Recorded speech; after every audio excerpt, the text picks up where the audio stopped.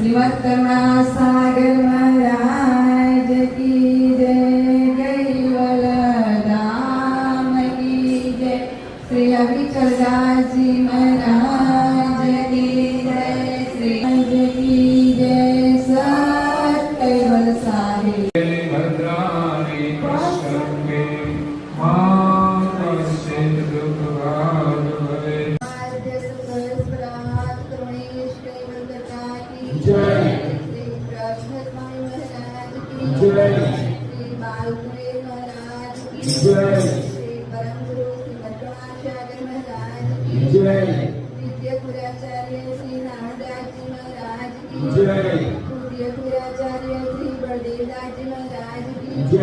चतुर्थ वीराचार्य श्री भगवान दास जी महाराज की जय, पंचम वीराचार्य श्री प्रयागदास जी महाराज की जय, षष्ठम वीराचार्य श्री शीतलदास जी महाराज की जय, सप्तम वीराचार्य श्री अविचलदास जी महाराज की जय, भावी अष्टम वीराचार्य श्री धर्मप्रियदास जी महाराज की जय, केशव संतन की जय, केशव देवन की जय, संप्रदाय की जय, श्री गुरुहरि सारसापुरी की जय, श्री कैवल धाम की जय, तथा सत्संग प्रारंभ में का सब कैवल सामरी।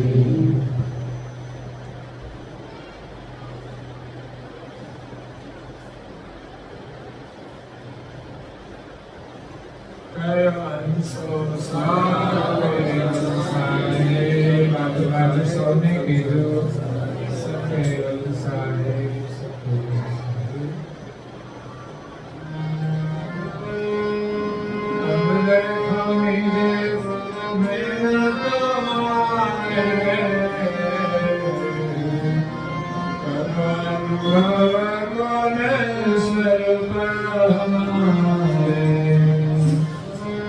ऐसा हम है गुरु सही आगो बसो जहानी धाम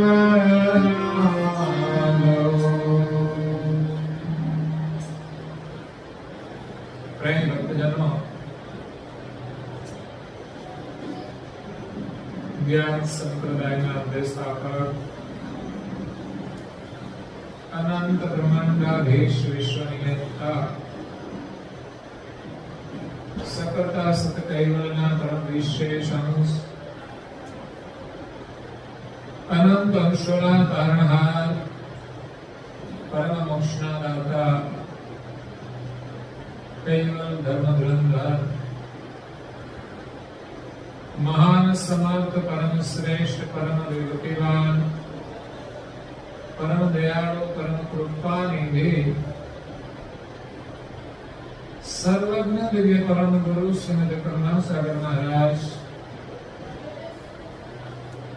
વિશ્વભરના મનુષ્ય તનધારી ચૈતન્ય અંશોને સંબોધીને યથાર્થ જ્ઞાનનો ઉપદેશ આપતા સ્વરચિત અગાધબોધ ગ્રંથના 85મા અંગને વિશે અવિગત ગતિની ઓળખાણ કરાવતા કહે છે કે અબ દેખો નિજ નયન તુમારે કરો અનુભવ ઉન સ્વરૂપ હમારે. આ વિશ્વની અંદર દિવ્ય પરમ ગુરુ 14 લોક અને 7 દ્વીપમાં પ્રગટ થયા.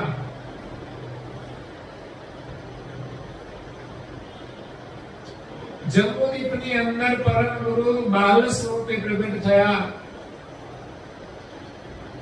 105 વર્ષ સુધી રહ્યા.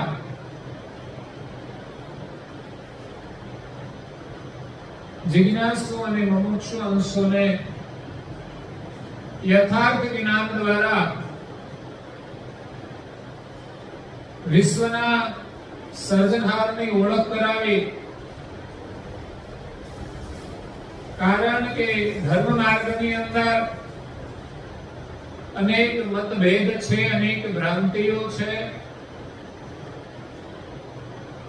ભિન્ન ભિન્ન માન્યતાઓ છે, ભિન્ન ભિન્ન સ્થાપનાઓ છે.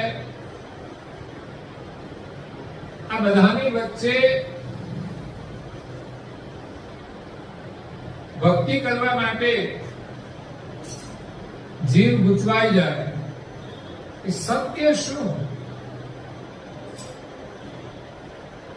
ક્યારેક કોઈના પ્રભાવમાં આવી જાય તો એમાં જતો રહે, એમાંથી વળી પાછું કઈ અભાવ થાય તો છોડી દે, વળી બીજામાં જતા રહે.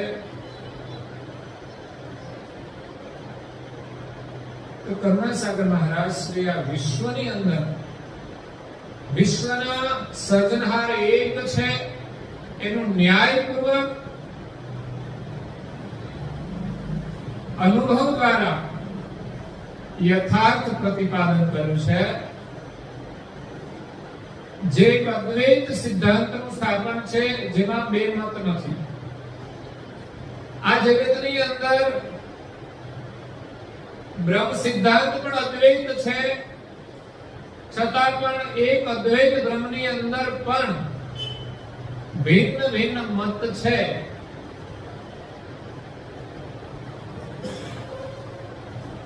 એટલે એમાં પણ અનેક ભેદ રહેલા છે. ધર્મ માર્ગની અંદર અનેક મતભેદોની વચ્ચે પરમ ગુરુ આપણા સંશયોનું સમાધાન કરી, ભ્રાંતિઓ દૂર કરી અને એક માલિકનું સ્થાપન કરે છે અને એમનું આપણે ભજન કરવાનું છે. એ સર્જનહારની ઓળખ કરાવવા માટે કરુણાસાગર મહારાજ શ્રી દિવ્ય દેહ ધારણ કરી આ વિશ્વમાં પ્રગટ થયા છે.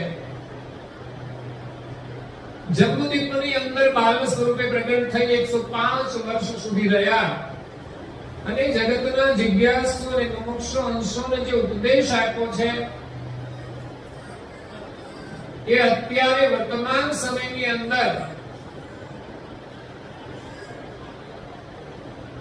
ગ્રંથોની અંદર પ્રત્યક્ષ રૂપે આપણી પાસે છે.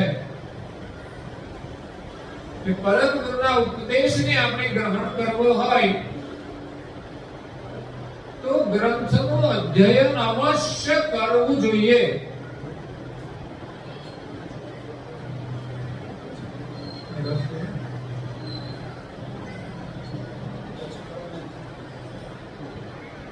સ્ટેન્ડ મળશે પાછું. આગળ લઈ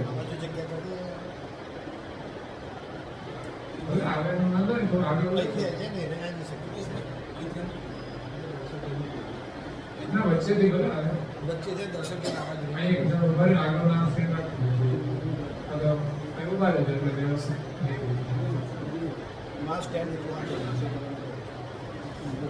શાંતિથી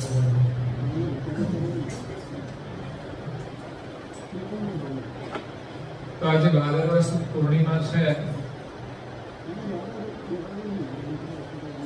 પૂર્ણિમાનું પહેલું શ્રાદ્ધ છે. કરુણાસાગર મહારાજનો નિર્વાણ દિવસ છે. સદગત આત્માઓની શ્રદ્ધાંજલિ રૂપે આજે ભાદરવા સુદ પૂર્ણિમાના દિવસે અહીંયા જેટલી હાઈસ્કૂલના જે બાળકો છે એની આજે ભોજન પ્રસાદી છે. આમ તો આપણે અહીંયા આવા શ્રાદ્ધ પ્રસંગે બાલિકાઓને જમાડતા હોય છે, જેને જુદું જુદું નામ આપતા હોય છે. તો અહીંયા આપણે બાલિકાઓ અને બાળકો બધા જ દર્શન કરશે પરમ ગુરુના. સત્યવેલ સાહેબ કહીને બધાએ પ્રણામ કરવાના બાલિકાઓને. સત્યવેલ સાહેબ બોલજો બાલિકાઓ બધા અને પ્રણામ કરજો. સત્યવેલ સાહેબ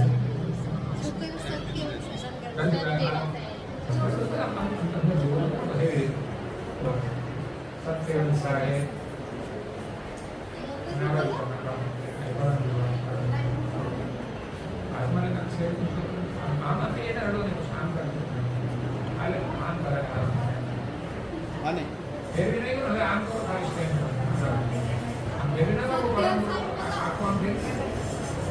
આમ કરવું એ ચેન્જ થઈ ગયું આગળથી લેવાય.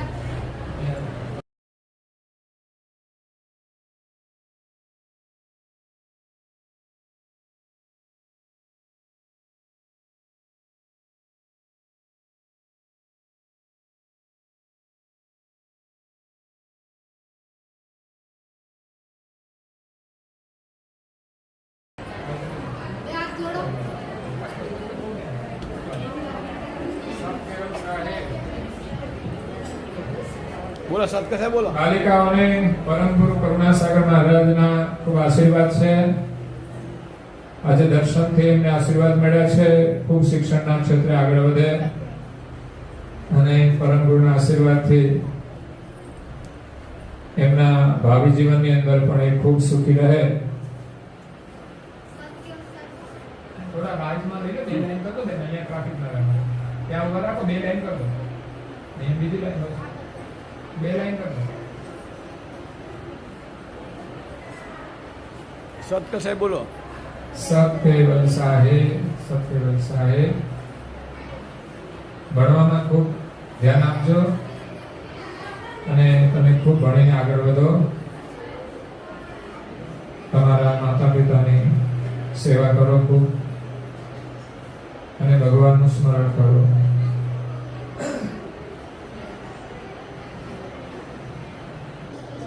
તો દિવ્ય પરમ ગુરુ વિશ્વના સર્જનહારની ઓળખ કરાવવા માટે જે ઉપદેશ આપ્યો છે તે ધર્મગ્રંથોની અંદર સંગ્રહિત છે અને ગ્રંથો દ્વારા જ આપણને આ ઉપદેશ મળશે. એટલે એક મોટો સંકલ્પ કરવા જેવું છે કે પરમ ગુરુનું આપણે શરણ લીધું છે, એમનો ઉપદેશ લીધો છે, તો આપણે ધર્મગ્રંથોનું અધ્યયન કરવું જોઈએ. ભલે 15 જ મિનિટ કરીએ, જેમને પણ અભ્યાસ હોય એ લોકો વાંચન કરે અને પરિવારના બધા જ સભ્યો એ સાંભળશે તો જ પરમ ગુરુનું જ્ઞાન આપણને પ્રાપ્ત થશે, એમના આશીર્વાદ મળશે. પરમ ગુરુની વાણી સાંભળવાથી આપણા જીવનની અંદર જ્ઞાનનો પ્રકાશ થશે. અમારે અહીંયા જે બેઠા છે ભાવનાબેન બહુ ગ્રંથના અભ્યાસી છે, એકલા પણ ગ્રંથ વાંચે. બધા જ ગ્રંથો લઈ ગયા છે, બધા જ ગ્રંથોનું અધ્યયન ક્રમશઃ એ કરે છે, કારણ કે પરમ ગુરુના મુખમાંથી નીકળેલા શબ્દો અક્ષરશઃ આપણે સાંભળવાના છે. ચોપાઈએ તો લખ્યું હોય, કદાચ બધી ન સમજાય તો દેશી અનુવાદ લખ્યો હોય, ભાવાર્થ લખ્યો હોય, ચોપાઈ વાંચવાની, પછીનો અનુવાદ અને ભાવાર્થ પણ આપણે વાંચવાનો. એમાંથી આપણને પરમ ગુરુના જ્ઞાનની સમજ પ્રાપ્ત થશે. તો અહીંયા દિવ્ય પરમ ગુરુ કહે છે કે અબ દેખો નિજ નયન તુમારે, કરો અનુભવ તુમ સ્વરૂપ હમારે. જે જ્ઞાનનો ઉપદેશ દિવ્ય પરમ ગુરુ આપી ગયા છે, જેના દ્વારા આ વિશ્વના સર્જનહારની ઓળખ કરાવી છે, તેમજ દિવ્ય પરમ ગુરુએ પોતાની પણ ઓળખ કરાવી છે.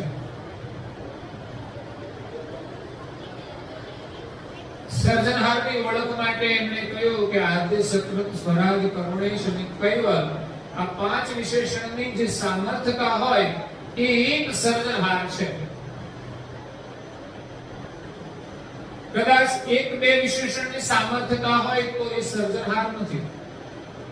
એનામાં સામર્થ્ય હોઈ શકે, પણ જેમાં પાંચે વિશેષણોનું સામર્થ્ય છે એ જ વિશ્વના સર્જનહાર છે.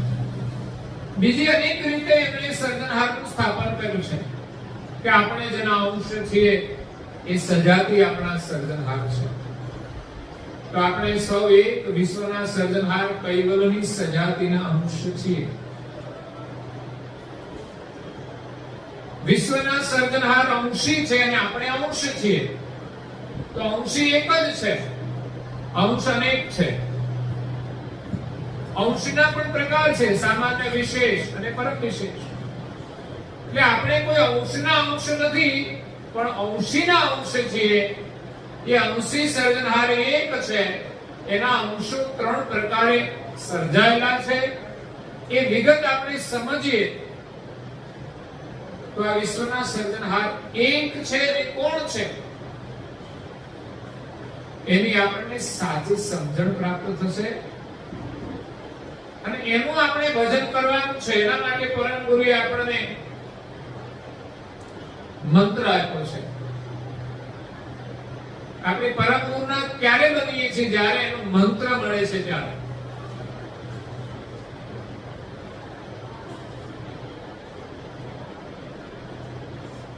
પરમ ગુરુ કરુણા સાગર દિવ્ય સ્વરૂપ લઈ અને વિશ્વમાં પ્રગટ થયા છે. કે પરમ ગુરુની પણ આપણે ઓળખ કરવાની છે. અબ દેખો નિજ નયન તુમારે, તમારા નિજ નયન દ્વારા, બહારની આંખોથી દેખાશે નહીં. હા, આપણે દર્શન કરીએ છીએ પરમ ગુરુના, પણ એ પરમ ગુરુનું જે દિવ્ય સ્વરૂપ છે એની દિવ્યતાના દર્શન તો નિજ દ્રષ્ટિથી થશે, જ્ઞાન દ્રષ્ટિથી થશે. તો એ જ્ઞાન દ્રષ્ટિ આપણને પરમ ગુરુના ગ્રંથો દ્વારા પ્રાપ્ત થશે. એટલે નિત્ય અભ્યાસની જરૂર છે. કરો અનુભવ તુમ સ્વરૂપ હમારે, મારું સ્વરૂપ કેવું છે એનો તમે અનુભવ કરો. જે દિવ્ય દેહ પ્રગટ થયા છે એમાં પણ દિવ્યતાનો અનુભવ. हाड़ मांस रुद्र उद्र हम ही नहीं आया, उपने आपको आ व्यापमय सकल सहीरा, अविगत अंग हमार बिंदु के नहीं शरीरा. છપ્પાનો પાઠ કરીએ છીએ, માત્ર પાઠ નથી કરવાનો. પાઠ કરીએ છીએ બહુ સારું છે, આપણી શ્રદ્ધા છે. પરમ ગુરુનું દિવ્ય જીવન ચરિત્ર એનો પાઠ નિયમિત કરવાથી એના દિવ્ય પ્રાગટ્યનો પ્રકાશ આપણા હૃદયમાં થાય છે. કેટલી વાર આપણે વારંવાર પાઠ કરીએ, વારંવાર શ્રવણ કરીએ ત્યારે એનો પ્રકાશ થાય છે. એટલે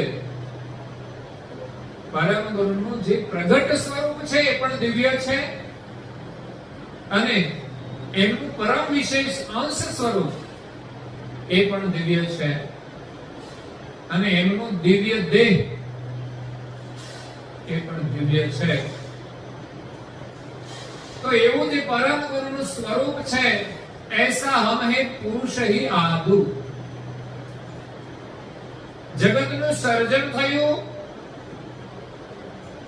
ત્યારથી દિવ્ય પરમ ગુરુ વિદ્યમાન છે. જગતની ઉત્પત્તિના પહેલા પરમ ગુરુનું પ્રાગટ્ય થયું છે અને એમના સન્મુખ આ જગતની રચના થયેલી છે. પરમ ગુરુ એ આદ્ય પુરુષ છે. એમની દ્રષ્ટિ સમક્ષ આ જગતનું સર્જન થયેલું છે, યા તો એમના સ્વરૂપમાંથી આ વિશ્વનું સર્જન થયું છે. કારણ કે કૈવલ કરતા એમનો જે દિવ્ય પ્રકાશ, કૈવલ કરતાનું સ્વરૂપ મહાદ સજાન જાન અંશી સ્વરૂપ છે, જેમાંથી અનેક અંશોનું સર્જન થાય છે, જેના સંકલ્પ દ્વારા સારી સૃષ્ટિનું સર્જન થાય છે. એવા સામર્થ્યવાળા અંશી એમનો પ્રકાશ સર્વત્ર વ્યાપક બ્રહ્મ છે અને બ્રહ્મરૂપી પ્રકાશની અંદર સૃષ્ટિ બનાવેલી છે. અને બ્રહ્મ પ્રકાશની અંદર કૈવલ કરતા જે મહાદ સજાણ જાણ સ્વરૂપ છે, જે પોતાની જાણને ક્યારેય ભૂલતા જ નથી. કેટલી વાર સૃષ્ટિ રચી અને સમેટી લીધી, પણ એ ક્યારેય પોતાને ભૂલ્યા નથી. જ્યારે આપણે અલ્પજ્ઞ જાણવાળા છીએ, માટે આ સંસારની અંદર આપણે પોતાને ભૂલી જઈએ છીએ. એટલે મહાદ સજાણ જાન સર્વજ્ઞ ગતિ સ્વરૂપ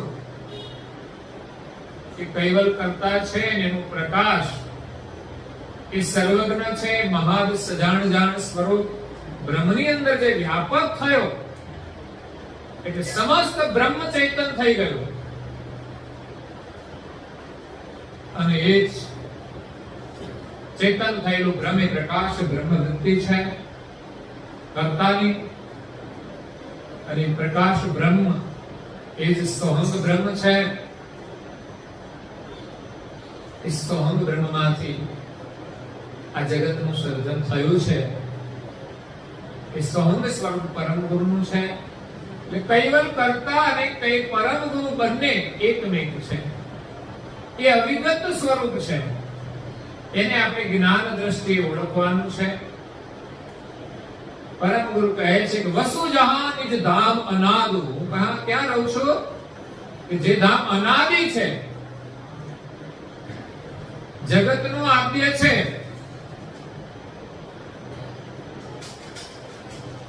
પરંતુ એ જગત નહોતું ત્યારે જે ધામ હતું એક જ હતું. અને કૈવલ ધામ છે એ નિજ ધામ છે, જે અનાદિનું છે. ત્યાં દિવ્ય પરમ ગુરુ અખંડ નિવાસ કરે છે. કર્તાના સાનિધ્યમાં, કર્તાની આજ્ઞાથી આ વિશ્વની અંદર એ દિવ્ય દેહ ધારણ કરી કર્તાનો સંદેશ આપવા માટે આવે છે. અને કર્તાની પ્રાપ્તિ કરવા માટે અનુભવ ગતિ પણ પરમ ગુરુ જ પ્રદાન કરે છે. એવા પરમ ગુરુ આ વિશ્વમાં પ્રગટ થયા અને એનું શરણ મળ્યું છે. એ આપણું અહોભાગ્ય છે.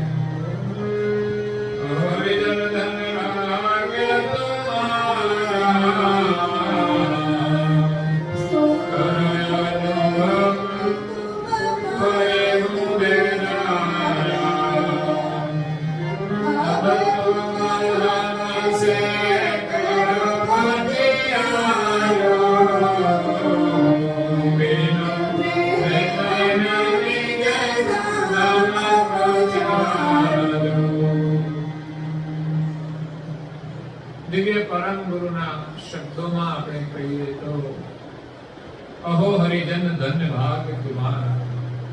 હે હરિજનો, તમે બધા ભાગ્યશાળી છો. કે એક તો આપણને માનવ દેહ મળ્યો એ જ મોટું ભાગ્ય છે. અમીર હોય કે ગરીબ હોય, એ કોઈ ભાગ્ય કે દુર્ભાગ્ય નથી, પણ જીવનમાં અમૂલ્ય માનવ દેહ મેળવ્યો છે એ જ આપણું ભાગ્ય છે. દત્તા દુર્લભ મનુષ્યાદેહ જાનો, અધિક દુર્લભ સદગુરુ તો બાનો. સદગુરુનું બાનું, એનું શરણ, એની દીક્ષા, એનો મંત્ર પ્રાપ્ત થવો એ એનાથી દુર્લભ છે. મનુષ્ય જીવન તો ઘણાને મળ્યું છે, પણ સદગુરુની દીક્ષા વિના એનું કોઈ મૂલ્ય નથી. એટલે માનવ જીવનમાં સદગુરુનું શરણ મેળવવું એ દુર્લભ છે. એટલા માટે પરમ ગુરુ કહે છે કે અહો હરિજન ધન્ય ભાગ્ય તુમારા, સો હમેરે તુમ પાયહું દેદાર. પરમ ગુરુના દેદારના જેને દર્શન થયા, એના શરણમાં જે કોઈ આવ્યા, એમની જેમની દીક્ષા લીધી, એ બધા જ ભાગ્યશાળી છે. નહીં તો સદગુરુની પ્રાપ્તિ થવી બહુ જ દુર્લભ છે. આ દુનિયામાં શોધવા જઈએ તોય ના મળે.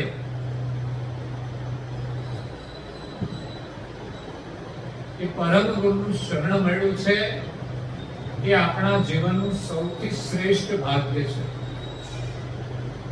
અબ તુમ હમસે કરો પતિયાર. હવે માત્ર ને માત્ર પરમ ગુરુમાં આપણે વિશ્વાસ કરવાનો છે કે એમના શરણમાં આપણે આવ્યા છીએ. હવે આપણી કોઈ ચિંતા નથી, બધી જ ચિંતા એ કરશે, પરંતુ આપણે એનું ચિંતવન તો કરવું પડશે, એમની આજ્ઞાઓ તો પાળવી પડશે. વિશ્વાસ શું છે? એમના શરણમાં આવ્યા, આપણે મંત્ર આપ્યો અને કહ્યું કે તમે આ મંત્રનો જપ કરશો, તો આપણે તો મંત્ર તિજોરી મૂક્યો છે ને, તો કટાઈ ના જાય, કોઈ ચોરી ના જાય, સુરક્ષિત રહે.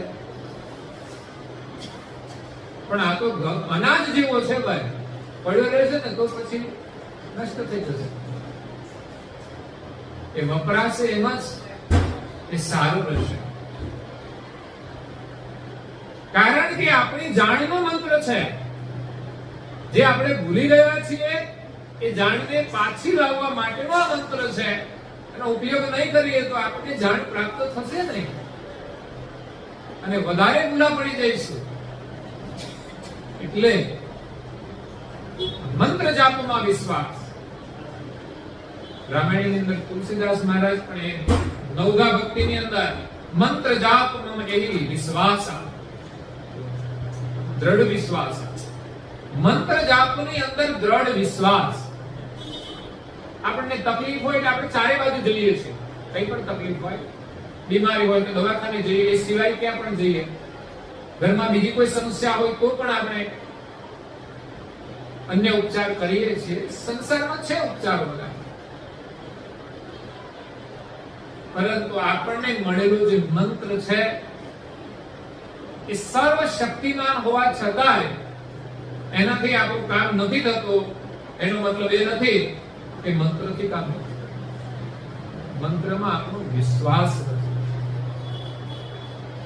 બાકી મંત્ર એવો છે, પરમ ગુરુએ કહ્યું છે, મોહેર મંત્ર જેમ વશ હોય સર્પો, ઇને હી જાપ સકલને સમર્પો.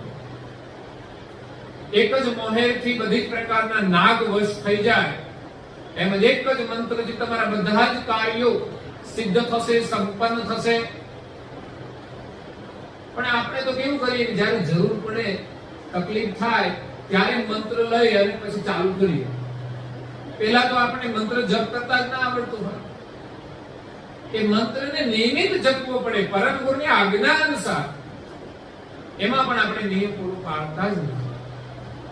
પરમ ગુરુની આજ્ઞા છે કે ભક્તોએ 720 જાપ કરવા અને સંતોએ 2160 જાપ કરવા. જે ભક્તો કરતા હોય ધન્યવાદ છે. ઘણા ભક્તો વધારે પણ કરતા હોય છે, 45 મિનિટ કરતા પણ વધારે કરતા હોય, પણ બેલેન્સ જમા થાય છે. મતલબ રોજ આટલો નિયમ પાળવાથી સમયાંતરે આપણને ગતિ પ્રાપ્ત થાય. બધું કરો તો જલ્દી પ્રાપ્ત થઈ જાય.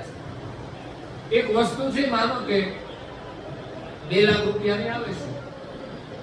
હવે એના 10,000 ના હપ્તા છે, પણ તમે વધારે ભરવા માંડો તો જલ્દી પૂરા ના થઈ જાય. એમ આપણે વધારે જપ કરીએ તો જલ્દી કૈવલ્યમાં આવી જાય. મતલબ જલ્દી આપણા સ્વરૂપની અનુભૂતિ થાય. જેટલો વધુ જાપ થાય એ લાભ છે, પણ ઓછો ન થવો જોઈએ. નહીં તો વ્યાજ વધતું જાય. પાછું બેંકના હપ્તા ઓછા ભરીએ તો વધારે વ્યાજ ભરવું પડે, સમય વધારે જાય, વધારે જન્મ લેવા પડે. મંત્ર જાપ મમ દ્રઢ વિશ્વાસા, પંચમ ભજન સુવેદ પ્રકાશા. ભજન કરવાથી આપણામાં જ્ઞાનનો પ્રકાશ થાય છે, આપણા સ્વરૂપની અનુભૂતિ થાય છે. એટલે સરળ આજ્ઞાઓમાં પણ હજુ આપણને વિશ્વાસ નથી. 1 માળા, 2 માળા, 3 માળા, 4 માળા, 5 માળા, 6 માળા, એક ક્રમશઃ વધારો થવો જોઈએ. એની જગ્યાએ શરૂઆતમાં આપણે 5-6 કરી નાખીએ, પછી સમય જાય એમ ઘટતું જાય છે, વધવાને નહીં. આપણી ઈચ્છા ઘટતી જાય છે માટે ઘટે છે. અને પૈસામાં આપણે હંમેશા ઈચ્છા રાખીએ પૈસા મારા વધતા જાય, પગાર મારું વધતું જાય.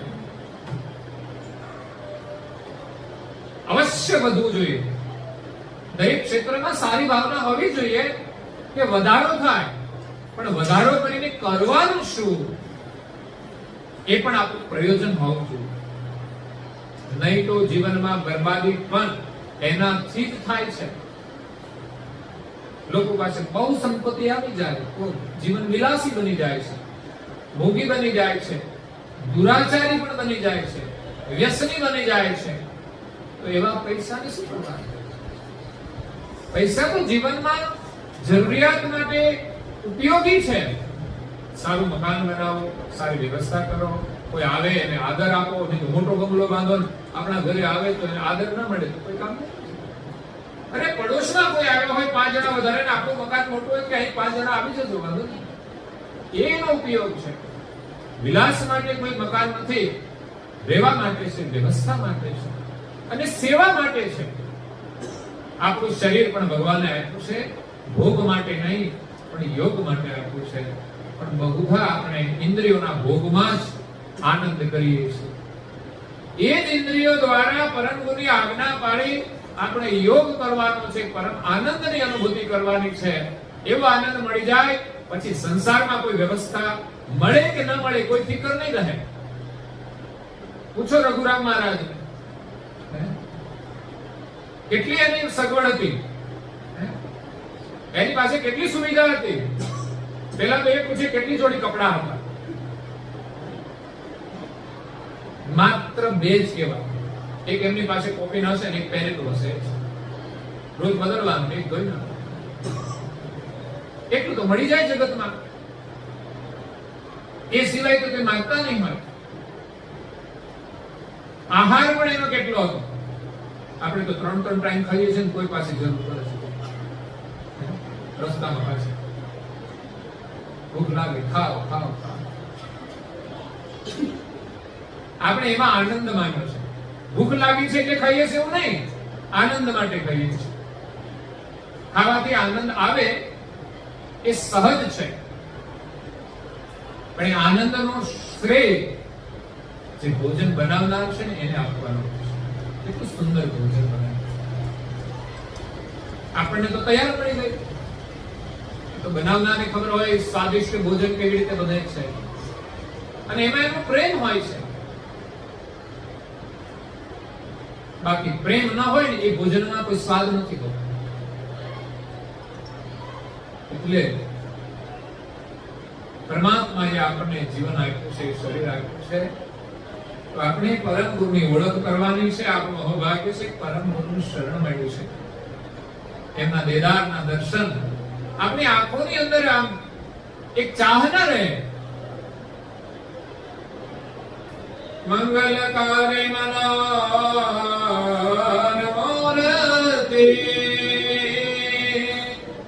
મારે સુરતે નયનોરતે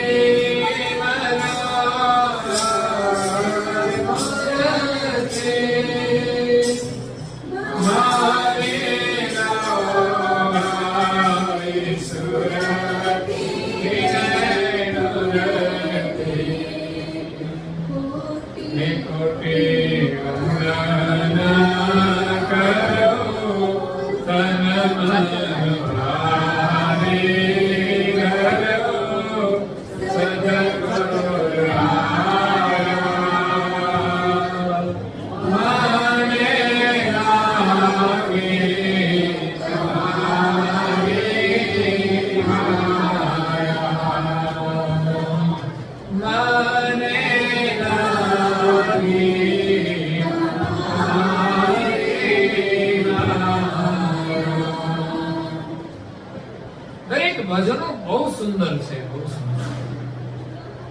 પણ ગાવા માટે ગાઈએ તો કઈ મજા નહીં આવે, પણ ભાવથી ગાઈશું, એની અંદર રહેલો જે ભાવ છે એનું દર્શન કરીશું. અદ્ભુત ભાવનાઓ પડેલી છે. મંગલકારી મનોહર મૂર્તિ મારી લોભાઈ સુરતી અને નૂરતી. પરમ ગુરુના દર્શન કરવા માટે આપણી સુરતાની સાથે નૂરતા પણ લોભાયમાન થઈ જાય એ ભાવમાં પડેલો છે. આંખો તો ભગવાને આપી છે, પણ મનોરંજન માટે જ નહીં. હા, જરૂર છે આ દુનિયાની અંદર આંખોથી આપણે વ્યવહાર કરી શકીએ છીએ, પરંતુ આ આંખોનો ઉપયોગ વિકારી દર્શન માટે થાય છે, એ આપણા દુઃખનું કારણ બને છે. રજોગુણનું આકર્ષણ આપણી આંખોમાં હોય છે સ્વાભાવિક, અને કળિયુગની અંદર વિશેષ રજોગુણનું દર્શન પ્રદર્શન હોય છે. તો એનાથી બચવા માટે આંખોને વધુમાં વધુ સાત્વિક દર્શનમાં જોડીએ. એટલા માટે મંદિરમાં દર્શન કરવા જવું, વારંવાર દર્શન કરવા, એનાથી આપણી દ્રષ્ટિ સાત્વિક બનશે. તો આપણી દ્રષ્ટિ પવિત્ર બને એના માટે આ દર્શનનું મહત્વ છે. તો સુરતાથી દર્શન કરીએ અને સાથે મૂર્તાથી પણ દર્શન કરીએ. દર્શન આંખોથી જે થાય છે બાહ્ય દ્રષ્ટિ આપણી સુરતા છે, પણ એ દર્શનની સાથે સાથે આપણી પાસે જ્ઞાન દ્રષ્ટિ પણ હોવી જોઈએ, નૂરતાની દ્રષ્ટિ. આપણી નૂરતા પણ એની અંદર સમરસ થઈ જાય. નહીં તો શું થાય, કઈ મંદિરમાં આંખો દર્શન કરતી હોય ને નૂરતા તો પછી ઘરે પહોંચી જાય. બહુ સમસ્યા છે. અજાણ્યા મંદિરમાં ગયા હોઈએ, જુતિયા ઉતાર્યા હોય અને દર્શન કરીએ તો સુરતા અહીંયા હોય, નૂરતા પાછી જુતિયા પાસે હોય. એ સુરતા અને નૂરતા કરીને આપણે આ શરીરના માધ્યમથી પરમ ગુરુના દર્શન કરવાના છે. આપણું અહોભાગ્ય છે, પરમ ગુરુ શરણ મળ્યું છે. એમનામાં વિશ્વાસ, એક મંત્ર જાપ, બીજી આજ્ઞા કપાળમાં હાલ તિલક કરવાનું. કેટલું સરળ, દ્રઢતાપૂર્વક આપણે હાલ તિલકની આજ્ઞા પાડવી જોઈએ. પરમ ગુરુનું પૂજન, શેષ પ્રસાદીમાં હાલ તિલક. જેમણે પણ ઉપદેશ લીધો હોય એમને તો આપણે આપણા સભ્યોને આ આજ્ઞા પાળવા માટે આગ્રહ કરવો જોઈએ. વિશ્વાસ શું છે? આપણો નિયમ છે એ જ વિશ્વાસ. મંદિરે દર્શન કરવાનો નિયમ એ પણ વિશ્વાસ છે. એ તો પૂજ્ય શ્રી અચ્યુતભાઈએ પ્રમાણિત કરી દીધું કે આ નિયમમાં આપણી નિષ્ઠા હોય, વિશ્વાસ હોય તો આવનારા જે અવરોધ છે એ પરમ ગુરુ કોઈ પણ રીતે દૂર કરે છે.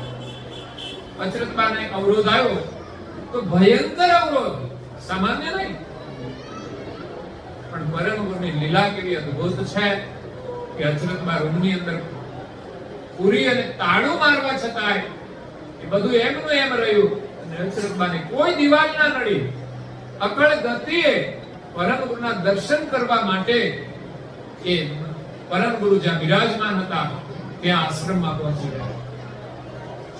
એમના માટે પરમ ગુરુએ લૌકિક જે અવરોધ હતા એને દૂર કરી એના દ્વાર ખોલી દીધા, દર્શનના દ્વાર ખોલી દીધા.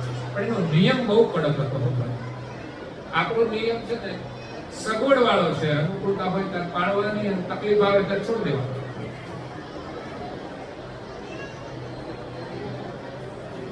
એમનો તો નિયમ હતો કે અનજળ લીધા વિના દર્શન ન થાય ત્યાં સુધી અનજળ નહીં લેવા. દર્શન વિના અનજળ નહીં લેવા. દર્શન તો થવાના જ છે ને. ગામમાં રહેતા હોય બહાર ગામ ગયા હોય ત્યારે તકલીફ ના થાય, ઉપવાસ કરવો પડે ને. ખબર નહીં કેમ કેમ અચલભાઈ નિયમ પાડ્યો છે. કે પછી મંદિરમાં આશ્રમમાં જવાનો નિયમ હશે. પરમ ગુરુ તો વિચરણ કરતા હતા, કઈ દિવસોએ આવતા હતા. એવું નથી કે ગાડી લઈને ગયા પાછા માંદે પાછા. છતાંય ગામમાં જવાનો નિયમ હતો, એમાંય અવરોધ હતો, બહુ જ મોટો અવરોધ. અને એ હતો જ્ઞાતિનો વિરોધ. કે ભક્તિ કરવામાં કઈ પ્રકારના અવરોધ આવે. કુટુંબનો પણ અવરોધ આવે, સમાજનો જ્ઞાતિનો પણ અવરોધ આવે, અને ઘણીવાર જે શાસક રાજાઓ હોય ને એનો પણ અવરોધ આવે.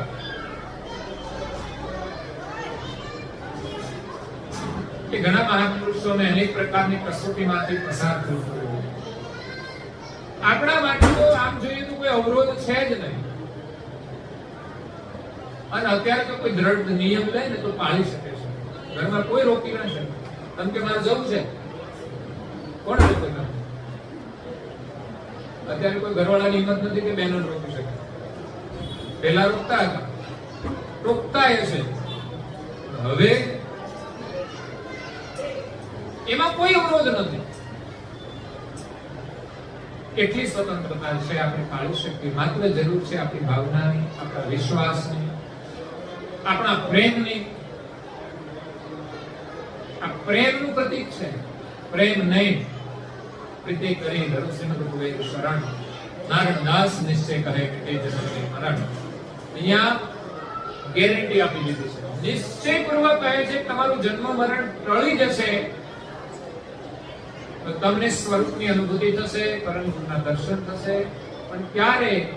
કે પ્રેમ અને નેમ બંનેને જોડીને પ્રીતે કરી ધરો શ્રીમદ કુબેર શરણ. પ્રીતે કરી મતલબ ભેગા કરી. ઘરમાં એમ જ રહેવાનું, એકને નિયમ બનવાનું ને એકને પ્રેમ બનવાનું. પતિ અને પત્ની પ્રેમ અને નેમનું સ્વરૂપ છે. બંને જો ભેગા રહે, ભગવાન સ્મરણ કરે તો પરિવારમાં કોઈ દુઃખ નથી. અને આપણે તો બીજાને કહી શકીએ છીએ. ખાસ આગ્રહ તો આપણા પોતાના માટે જ હોય છે. બીજાને આપણે કહેવાના અધિકારી છીએ, એ પણ આપણા સંબંધના નાતે. એ કરે તો ઠીક છે, ન કરે તો એની સાથે ઝઘડો કરવાથી તો કામ કરવાનું નથી. પણ આપણે કરવામાં સ્વતંત્રતા હોવી જોઈએ ને આપણે કરવામાં આપણી ભાવના હોવી જોઈએ. એના માટે આપણે જાગૃત થવાનું છે. પરમ ગુરુનો ઉપદેશ સાંભળીને અને જાગૃત થયા પછી કરવા માટે ઉજાગૃત બનવાનું છે. પરમ ગુરુનું જ્ઞાન સાંભળીશું તો જાગૃત થઈશું કે આપણે કરવું જોઈએ. કરવા માટે ઉજાગૃત થવું પડશે. એટલે કરુણાસાગર બાપજી કે જાગૃતમાં અતિ ઉજાગૃતપણે આપણે ભજન કરવાનું છે, એની આજ્ઞા પાળવાની છે. આજ્ઞાના માધ્યમથી આપણે એનું ભજન કરવાનું છે. તિલક કરો તો એનું સ્મરણ, પૂજન કરો તો એનું સ્મરણ, મંત્ર જપ કરો તો એનું સ્મરણ, ગ્રંથનું અધ્યયન કરો તો એનું સ્મરણ, ઉપાસના પ્રાર્થના કરીએ તો એનું સ્મરણ, એનું ભજન. પરમ ગુરુમાં વિશ્વાસ, એક ગ્રંથ અધ્યયન પણ કરવાનું છે. એ સિવાય મને લાગે છે કે આપણું કલ્યાણ નહીં. ગ્રંથના અધ્યયનથી આપણે નિત્ય પરમ ગુરુના જ્ઞાન સ્વરૂપનું દર્શન કરવાનું છે, એની વાણી સ્વરૂપનું દર્શન. કારણ કે વ્યક્તિનું દર્શન એની વાણીમાં હોય છે. માણસ વાણીથી ઓળખાતા હોય છે. કરુણાસાગર બાપજીએ કહ્યું, અખો કબીર વરના કહી માંડ વેદ સિર પાડી વાર. અખો અને કબીર એ બેને હું ઓળખું છું. કેમ કે તેની વાણી દ્વારા. આ જગતમાં એની વાણી છે કે એમણે વેદની પાર રસ્તો પાડ્યો છે. 4 વેદની પાર. એમ પરમ ગુરુની ઓળખ એ પંચમ વેદની છે. તે આપણે જ્ઞાન સાંભળીશું તો આપણા જીવનમાં પ્રકાશ થશે. અને વિશ્વાસ એ આજ્ઞામાં છે. પરમ ગુરુની જે આજ્ઞાઓ છે એમાં વિશ્વાસ. એના માટે આપણે નિયમો બનાવ્યા છે. નેમીના 9 નિયમ. વહેલા ઉઠવાનો નિયમ પણ પરમ ગુરુની આજ્ઞા જ છે. કંઠી બંધાવી હોય તો કંઠી રાખવી અને તિલક કરવું એ પણ એમની આજ્ઞા છે. ઉપાસના એ પ્રાર્થના છે. એ રચનાઓ પરમ ગુરુ અને પૂજ્ય શ્રી નારદાજી મહારાજની કરેલી છે. એને આપણે પ્રાર્થનામાં જોડી છે. એ પણ નિયમ પરમ ગુરુનો છે. અને ગ્રંથનું અધ્યયન કરવા માટે અઠવાડિયામાં એકવાર આપણે સત્સંગ સભામાં જવું. અગર તો આપણા ઘરમાં નિત્ય નિયમ સમય અનુસાર ગ્રંથનું અધ્યયન કરવું બહુ જરૂરી છે. જીવનમાં સંકલ્પ કરીને એકવાર બધા જ ગ્રંથોનું આપણે અધ્યયન કરવું છે. એક વ્યક્તિગત રીતે નિયમ. અને પછી સંભવ હોય તો તમારા પરિવારને જોડવા પ્રયાસ કરો. પરમ ગુરુની કૃપા આપણને પ્રાપ્ત થશે. આપણે સમજાવવા જઈએ પણ સમજતા નથી. પણ એની કૃપા થાય ને ત્યારે સમજે. એટલા માટે આપણે અમુક નિયમ પડાવવા પ્રયાસ કરીએ.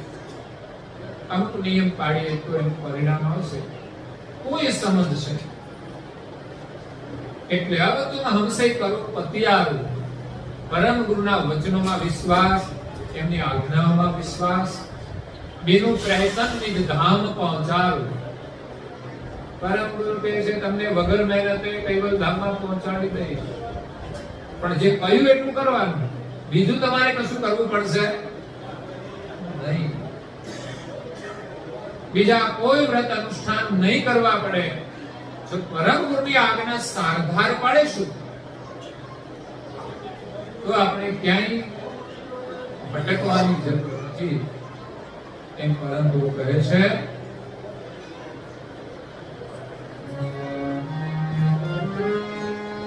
જય જય જનમોય કરહી મેલાગો.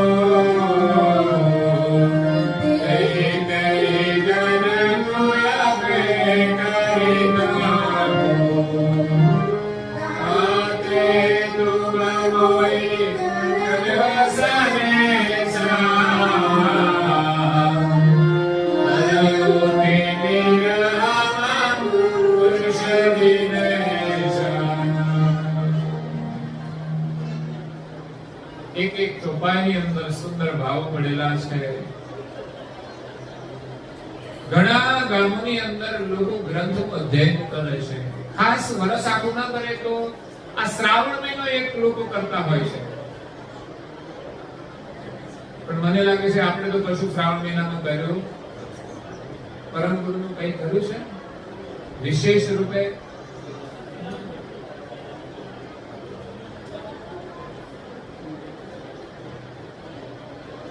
તો ચાતુર્માસ દરમિયાન પણ આપણે વિશેષ પ્રવૃત્તિ કરવાની હોય છે. એમાં વિશેષ ગ્રંથ અધ્યયન 2 મહિના માટે કરીએ તો પણ સારું. ગુરુ પૂર્ણિમાથી ભાદરવા પૂર્ણિમા. હું પહેલા 2 મહિના સુધી સતત રોજે એક ગ્રંથના ક્રમ પ્રમાણે સત્સંગ ચાલતો. 2 મહિના સુધી સત્સંગ સાંભળીએ ત્યારે એમ લાગે કે પરમ ગુરુ અહીંયા વિદ્યમાન છે સત્સંગ રૂપે. અને જ્યારે ભાદરવા પૂર્ણિમા આવે ને જ્યારે કથા બંધ કરવાની હોય ત્યારે એમ લાગે કે આજે પરમ ગુરુ વિદાય થઈ જવાના છે. કારણ કાલથી તો આપણે સત્સંગ કરવાના નથી તો એના દર્શન નહીં થાય. કેમ તો કે કૈવલ ધામમાં જતા રહે. એવો એક અનુભવ એક અનુષ્ઠાન કરવાથી આપણને મળે છે. પછી ભલે અનુષ્ઠાન કોઈ નિમિત્તે હોય તો પણ આપણે બહુ જ મોટો લાભ છે. મંત્રની અંદર વિશ્વાસ, મતલબ આપણા લૌકિક કાર્યમાં પણ આપણે અનુષ્ઠાન કરીએ તો અવશ્ય એમાં સફળતા મળે છે. અમર મંત્રની માળા બહુ જ શ્રેષ્ઠ અનુષ્ઠાન છે. એ સિવાય પણ આપણા જે નિયમો છે એમાંથી આપણે અનુષ્ઠાન કરી શકીએ છીએ. મંત્ર લેખન હોય, મંત્ર સ્મરણ હોય, એ પણ એક અનુષ્ઠાન છે.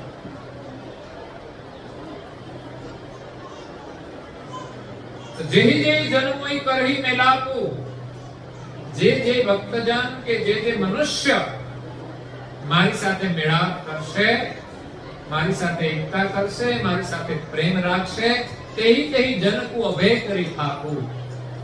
એ તમામ મનુષ્યને હું અભય બનાવી દઈશ.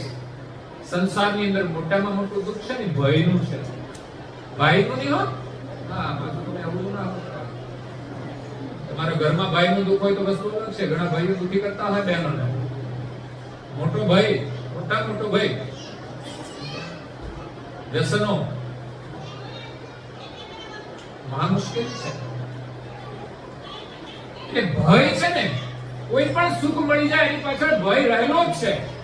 સંસારનું કોઈ પણ સુખ અભય નથી, શાશ્વત નથી. લોકો એની પાછળ બહુ જ દોડતા હોય છે. લાખો રૂપિયા આવે એની પાછળ ખર્ચી નાખે છે. પણ ધર્મ કાર્ય હોય ને ત્યારે ભગવાને આપ્યા છે એમાંથી 10% આપણે નથી વાપરીશું. છોકરાઓને ભણાવવા માટે આપણે લાખો રૂપિયા ખર્ચીએ છીએ. એની નોકરી માટે લાખો ખર્ચીએ છીએ, એના લગ્ન માટે લાખો ખર્ચીએ છીએ, અને વિદેશ મોકલીએ તોય લાખો ખર્ચીએ. બધી જ વ્યવસ્થા કરીએ, એટલી બધી શક્તિ ભગવાને આપી હોય છતાં એમાંથી 10% પરમ ગુરુની કૃપા પ્રાપ્ત કરવા માટે આપણે નથી વાપરી શકતા. તો સમજવાનું દુઃખની વાત છે. અને ભૌતિક ક્ષેત્રમાં ગમે તેટલા આગળ વધી જઈએ પણ પરમ ગુરુની કૃપા વિના સુખ નહીં મળે. તમારી જે આવક છે, તમને જેટલી મળી છે એ તમારું અહોભાગ્ય છે. એમાંથી આપણે કોઈ પણ નિમિત્ત હોય, પ્રસંગ હોય, એમાં આપણે કિંચિત સેવા કરવી જોઈએ. દર મહિને આપણે કમાઈએ છીએ, દર મહિને 10% પૈસા કઈ ને કઈ નિમિત્ત આપી જાય, અને એ મહિને ના આવ્યો તો બીજા મહિને આવ્યો તો એમાંથી 2 મહિનાનું ભેગું થઈ જાય. એમાં પછી જેટલી જરૂરિયાત હોય એટલું પ્રસંગ અનુરૂપ આપણે સેવા કાર્ય કરતા રહેવું છે. જેમ આજે ભાદરવા સુદ પૂર્ણિમા છે, તો અમારા મનુયાયીનું ભોજન છે, બારગામથી પધારેલા ભક્તોનું ભોજન છે. અને અહીંયા આપણી 2 શાળાઓ છે, પ્રાઇમરી અને હાઈસ્કૂલ. પ્રાઇમરી શાળાને સરકારી રજા છે એટલે આવી શક્યા નથી કે બાળકોને આપણે કાલે પ્રસાદી આપી દઈશું જે બનાવીશું તે. પણ એ સિવાય આજે હાઈસ્કૂલના બાળકો 250 જેટલા 300 ની અંદર આજે પ્રસાદી લેવાના છે. તો જાહેરાત કરી. એક તો શ્રાદ્ધ માસ ચાલે છે શરૂઆત. આમ તો એક પરંપરા છે કે આપણા પૂર્વજોને આપણે શ્રાદ્ધ અર્પણ કરવું જોઈએ, અને આપણે ખીર બનાવીને ખવડાવતા હતા, કાગડા બનીને પૂર્વજો આવતા હતા અને ખાઈ જાય છે. હું તો રોજ ગાંઠિયા નાખું, કોના પૂર્વજ આવે છે પતા નહીં. આપણે તો રોજ શ્રાદ્ધ. આપણા વડીલોને કઈ એક દિવસ થોડું જમાડાય, રોજે ખવડાવવું જોઈએ ને. આપણો યજ્ઞ તો રોજ ચાલે છે. એ નિમિત્તે શ્રાદ્ધ એક આપણી સંસ્કૃતિમાં એક તહેવાર છે, એક ધાર્મિક વિધિ છે કે ભાઈ આપણા વડીલોને વર્ષમાં એકવાર એની તિથિ હોય ત્યારે યાદ કરીએ અને એ દિવસે આપણે પુણ્ય કર્મ કરીએ. એમાં શ્રાદ્ધ આપવાની વાત, ખવડાવવાની વાત હોય. તો એ એમ કહે છે કે તમે મર્યા પછી પણ જો શ્રાદ્ધ આપી શકતા હોય તો જીવતા તો કેટલો આદર કરવો પડે. એને ભૂખ્યા રખાય ને. નહીં તો મર્યા પછી શ્રાદ્ધનું કોઈ મહત્વ નથી. પરંતુ પરંતુ મર્યા પછી શ્રાદ્ધ આપવાનું મહત્વ એ છે કે એની જીવતા કેટલો આદર કરવો છે. બાકી દેખાવ કરવો નહીં. જો જીવતા ના ખવડાવ્યું હોય પછી તમારે ખવડાવવાની જરૂર જ નહીં. અને ખવડાવો તો એ પહોંચતું પણ નથી. કેમ? તમે જીવતા નથી ખવડાવ્યું તો પછી પાછળથી મોકલો છે પહોંચ. એ તમારો સમાજમાં દેખાવ છે. તો આજે એક પૂર્વજોના શ્રાદ્ધ નિમિત્તે આપણે એવા બાળકોને જમાડીએ, એને પણ પ્રસાદ મળે અને તમારા જે પૂર્વજો હોય એને પણ પ્રસન્નતા મળે, તમને પુણ્ય મળે, તમને આશીર્વાદ મળે અને વિશેષ પરમ ગુરુનો નિર્વાણ દિવસ છે એ નિમિત્તે બધાને ભોજન આપીએ છીએ ત્યારે આપણને પણ એક નિર્વાણનો પ્રસાદ મળે છે. સત્સંગની સાથે સાથે પ્રસાદ આશીર્વાદ છે. એટલે કોઈ એક યજમાન નહોતા એટલે આપણે જાહેરાત આપી એ પ્રમાણે મુખ્ય યજમાનો 2, 3, 4 મળ્યા અને બાકીના બધાએ સહયોગ આપ્યો છે પોતાની યથાશક્તિ. એ પ્રમાણે આજની ભોજન પ્રસાદની સેવા છે. બહાર ગામથી આવનાર ભક્તો પણ એમની ભેટ પૂજા કરતા હોય છે, એમની પણ સેવા છે. એને તો ડબલ ખર્ચ લાગે. ગામના લોકો વિચારજો કે તમે જેટલું આપ્યું છે એટલું તેને ખર્ચ લાગી જાય આવવા જવાનો. દૂરથી આવે એમનો 1000, 2000 સુધીનો ખર્ચ તો આવવા જવાનો થઈ જતો હોય છે. અને દૂર હોય તો રસ્તામાં પણ બીજો ખર્ચો પણ લાગતો હોય. એ પ્રમાણે એ પણ એની સેવા જ છે અને અહીંયા આવીને પણ એનું યોગદાન રહેતું હોય છે. એટલે પરમ ગુરુએ આપણને જે આપ્યું છે એમાંથી આપણે ધન પણ એની સેવામાં વાપરવાનું છે. નહીં તો એ ધન આપણને સંસારના માર્ગે લઈ જશે તો પરમ ગુરુનું આપણે સ્મરણ નહીં કરી શકીએ. કારણ કે આ શરીર પણ માયા છે, સંપત્તિ પણ માયા છે, પરિવાર પણ માયા છે. આ 3 મોટા અવરોધ છે. એમાંથી આપણે બહાર નીકળી અને પરમ ગુરુનું સ્મરણ કરવાનું છે. પરિવારને એટલો સમય ના આપી દઈએ કે પરમ ગુરુને આજ્ઞા પાળવાનો સમય ના રહે. પરમ ગુરુને આજ્ઞા પાળીને શેષ સમયમાં આપણા પરિવારનું જે કર્તવ્ય હોય એ પૂરું કરવાનું છે. બીજું આપણું શરીર છે એને પણ એટલી બધી સુવિધા અને સગવડના ભોગમાં ના જોડી દઈએ કે જેથી આપણે સેવા ન કરી શકીએ. કારણ કે ભોગી જેટલું બની જાય છે એટલો જ આપણો સમય એની પાછળ ખર્ચાઈ જાય છે. પછી આપણું મન પ્રભુમાં નથી લાગતું. આપણે આપણા જ ફોટા જોયા કરીએ. પરમ ગુરુના દર્શન થાય કેવી રીતે? આપણે આપણો જ ફોટો બહુ ગમે છે. એવું સરસ પાડે હે શેર કરે. આજે માણસો કેટલા શેર થઈ ગયા. એક જગ્યાએથી આમ ચારે બાજુ શેર થઈ જાય. ભટકતા થઈ ગયા છે.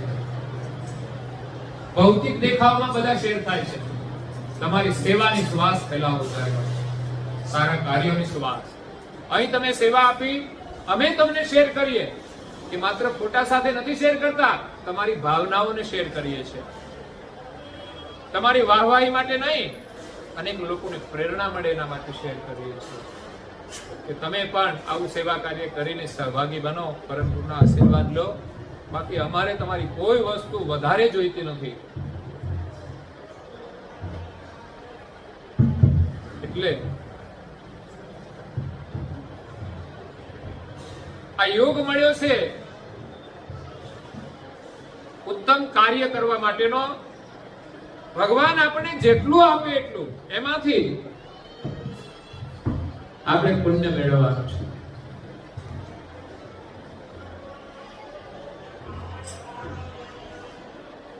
પરમ ગુરુ સાથે જે કોઈ સ્નેહ કરશે, પરમ ગુરુ કહે હર હું તિમિર હમ પુરુષ દિનેશા.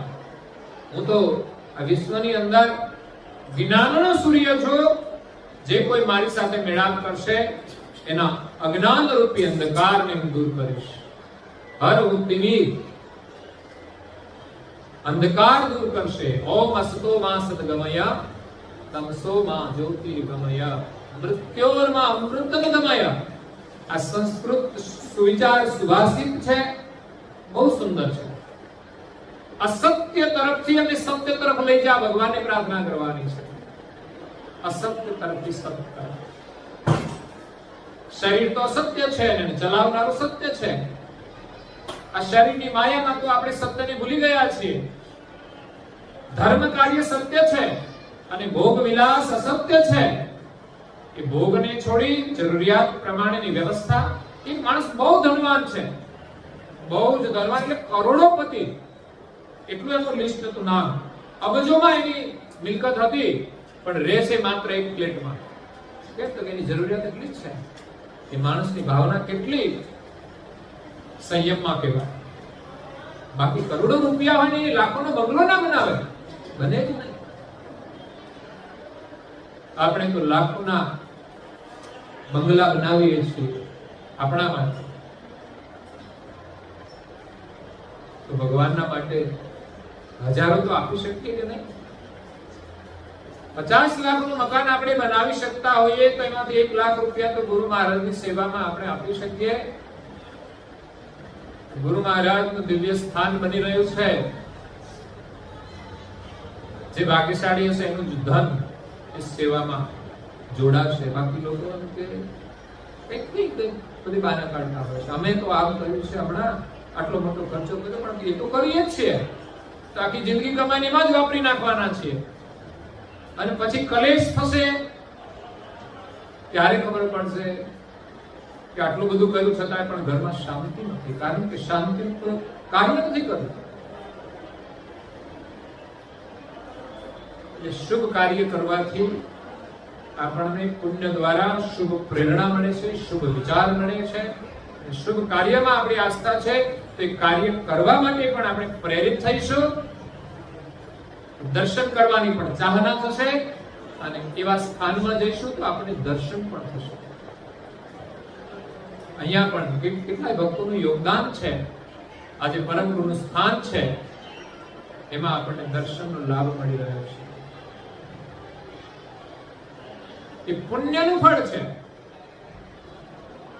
અને લોકો અહીંયા પણ સેવા કરીને જતા હોય છે, એ દર્શનનો લાભ છે.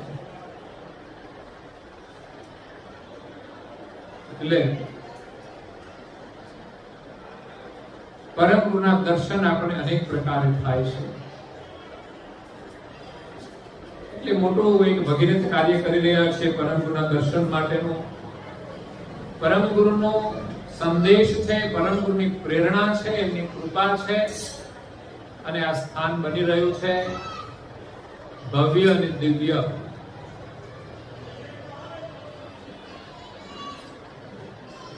એક નાનકડા વડના બીજમાંથી આપણે મોટો વડ બનાવવાનો છે. સંકલ્પ તો બીજ જેવડો છે,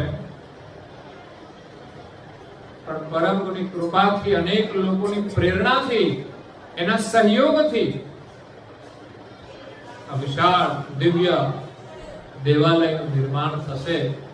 એની અંદર અનેક લોકોની અર્થની સેવા હશે, સાથે સાથે તનની પણ સેવા છે.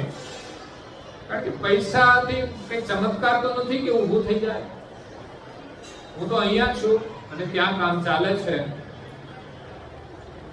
તો ત્યાં સતત હાજરી આપવી પડે. તો ત્યાંના સ્થાનિક લોકોનું મોટું યોગદાન છે. આર્થિકની સાથે સાથે શારીરિક પણ સેવા છે ને.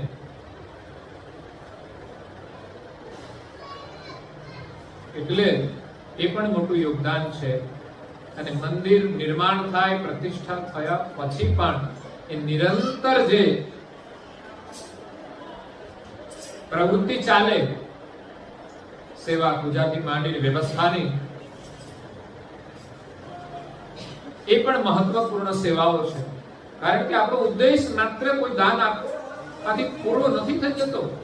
એની પાછળ તો ઘણો બધો લાભ છે, ઘણા બધા લોકોનું યોગદાન છે. જ્યારથી એનો સંકલ્પ થાય ત્યારથી એક યોગદાનની શરૂઆત થઈ જાય છે. અને સંકલ્પ પાછળ પણ ભક્તિનું યોગદાન હોય છે. એમાં કોઈ સંકલ્પ પણ બનતો નથી, એની પાછળ ભક્તિનું મોટું યોગદાન હોય છે. જ્યાં જ્યાં સ્થાનો બન્યા છે ને એની પાછળ ભક્તિનો સંકલ્પ હોય છે. ત્યારે કોઈને પણ પ્રેરણા થતી હોય, ગામમાં મંદિર થયું છે ત્યારે કંઈક તો શરૂઆત થઈ હશે, કોઈએ તો પ્રેરણા કરી હશે કે ચાલો તમારે મંદિર બનાવવું હોય તો કે આપણે મંદિર બનાવીએ, અમે આ જગ્યા આપીએ છીએ. તો જગ્યા જે છે એમાં પણ કોઈ પ્રેરણા હોય, એટલે કોઈ સાધકની પ્રેરણા હોય છે ત્યારે આ કાર્ય સિદ્ધ થતું હોય છે. કોઈ સંતોની પણ પ્રેરણા હોય છે કે જેની પ્રેરણાથી ત્યાં મંદિરનું નિર્માણ થાય, એમના હાથે પ્રતિષ્ઠા થાય અને એમના દ્વારા એને સત્સંગનો લાભ મળે.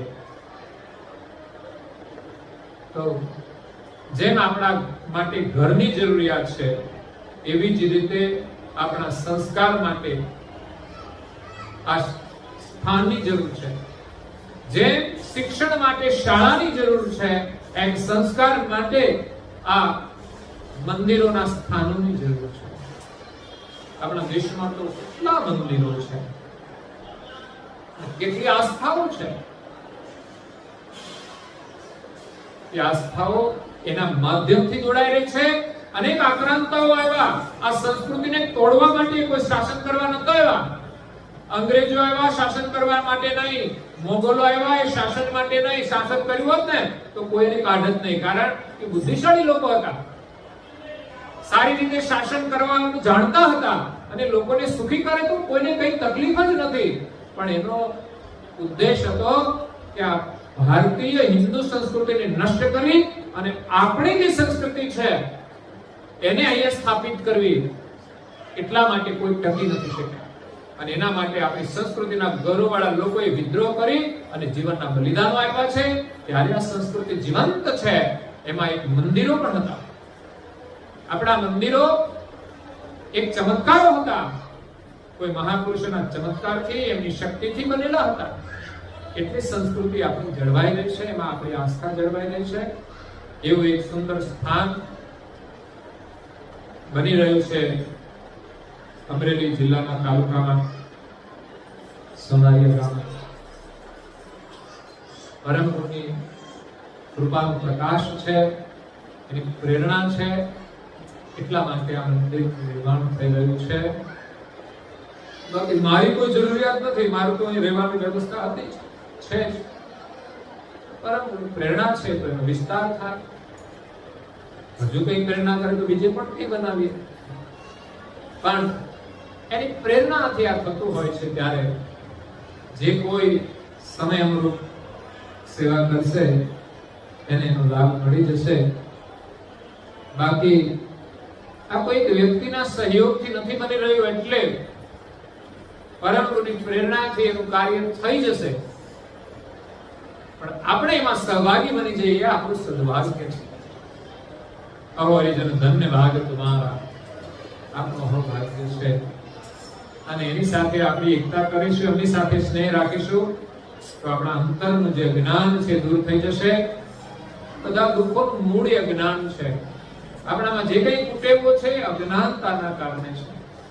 અહંકાર છે પણ અજ્ઞાન છે, મોહ છે પણ અજ્ઞાન છે, સ્વાર્થ છે પણ અજ્ઞાન છે, લોભ પણ અજ્ઞાન છે, ક્રોધ પણ અજ્ઞાન છે. એટલે એમાંથી આપણે છૂટવાનું છે. પરમ ગુરુ કહે છે કે મન તન દેખ ભૂલો મત કોઈ, ભવ તારણ વીર ભંજન મોહી. મનુષ્યનું શરીર જોઈને તમે ભૂલા ના પડતા કે આ મનુષ્ય રૂપે કોઈ સંત છે કે કોઈ સામાન્ય ગુરુ છે. પણ એ તો ગુરુના પણ ગુરુ, પરમ ગુરુ છે, ગુરુના પણ શિરોમણી છે, ગતિ રૂપે. આ તો માત્ર દુનિયામાં કહેવા માટે નહીં, પણ ગતિ સ્વરૂપે વિરાજમાન છે. એમાં તો કોઈને હલાવી જ નહીં શકે. દુનિયામાં વિરોધ કરનારા હોય છે,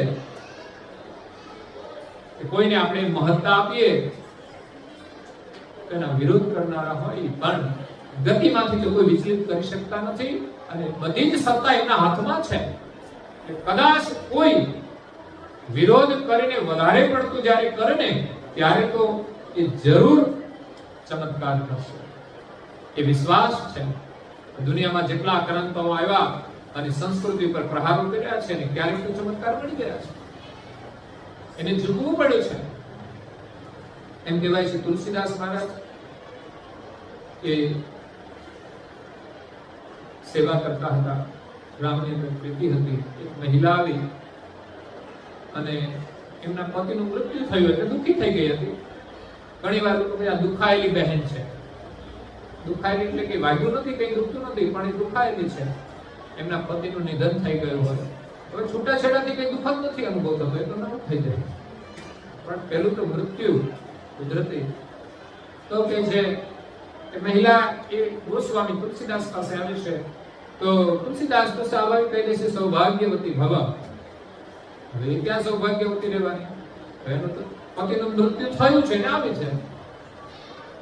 પણ મહિલાએ વાત કરી કે મારી આ સ્થિતિ છે, મારું આ દુઃખ છે, એટલે આપ જે કહો છો એ સંભાવના નથી.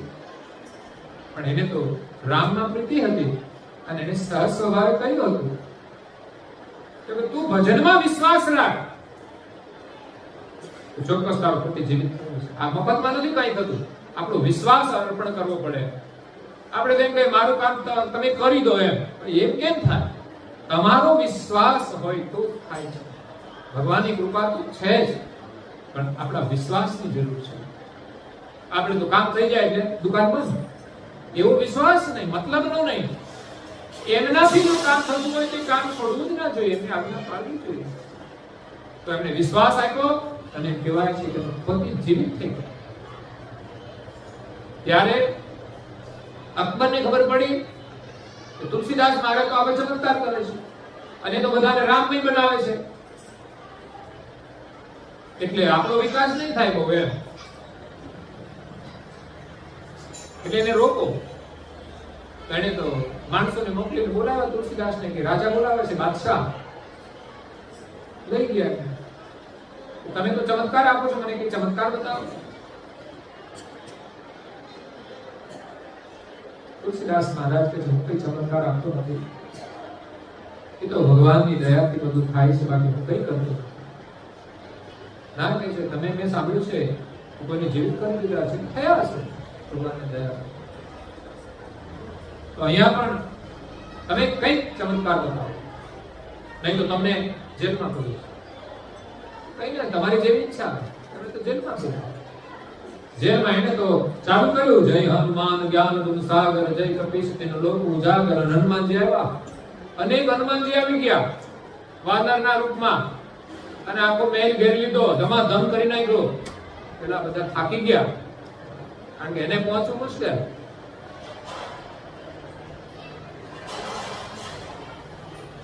એમની જે કઈ સિક્યુરિટી હતી ને બધી, એ પણ એનાથી પરાસ્ત થઈ ગઈ. ત્યારે રાજાને જીતવું પડ્યું. ભગવાનની શક્તિ તો છે જ, પણ આપણો વિશ્વાસ જોઈએ. જરૂર ભગવાન આપણી મદદ કરે છે. એટલે કહે છે કે મનુતન દેખ ભૂલો મત કોઈ. મનુષ્યનું શરીર કોઈ જોઈને ભૂલા ના પડતા, એનું જ્ઞાન જોજો, એનો અનુભવ કરજો. ભવ તારણ ભીડ ભંજન મોહી. હું તો જગતની ભીડને ભાંગવા વાળો ભવ તારણ છું, લોકોને ભવપાર કરવા વાળો, અને જીવનમાં આવતી જે કઈ ભીડ હોય, મુશ્કેલી હોય, એને દૂર કરવા વાળો છું. પણ જરૂર રહેશે વિશ્વાસ. અબ તુમ હમસે પ્રભુ પ્રતિ આવો. એમના વચનોમાં વિશ્વાસ. આદ્ય અંત કોઈ પાર ન પાય. પરમ ગુરુની ગતિ અગમ અને અપાર છે, આદ્ય અંત એનો કોઈ પાર પામી શક્યા નથી. એટલે પરમ ગુરુનું સ્વરૂપ આ દુનિયાના કોઈ વ્યવહારમાં આવતું નથી. નારી કે પુરુષના સ્વરૂપમાં પણ એની ઓળખ નથી. એમને દિવ્ય દેહ ધારણ કરીને ઉપદેશ આપ્યો છે, પણ વાસ્તવિક સ્વરૂપ તો એ નારી પુરુષથી પર છે. કારણ કે જે નારી અને પુરુષ છે ત્યાં એ શરીરનો સંબંધ થયો કહેવાય, તો એનું કઈ સ્વરૂપ શરીર રૂપ નહોતું. આ એમને દર્શન આપ્યા, એને કાર્ય કર્યું, એ દર્શનીય સ્વરૂપ હતું, એ પણ દિવ્ય સ્વરૂપ હતું. પણ છતાંય એક પુરુષ જાતિની અંદર એને બાંધી નથી શકાય. એટલે પરમ ગુરુ કહે છે કે મારી અંદર કોઈ વિકાર નથી, કોઈ પ્રકૃતિના બંધથી કે છે આ શરીર નથી બનેલો, માટે એ એક ગુરુના સ્વરૂપે એ પ્રગટ હોવા છતાં એ કોઈ જ્ઞાતિ જાતિમાં આવતું નથી, કોઈ સ્ત્રી પુરુષના લિંગ ભેદમાં પણ એ આવતા નથી. એવું પરમ ગુરુનું સ્વરૂપ દિવ્ય છે, નિર્વિકારી છે. એ સ્વરૂપને આપણે ઓળખવાનું છે, એની સાથે એકતા કરવાની છે.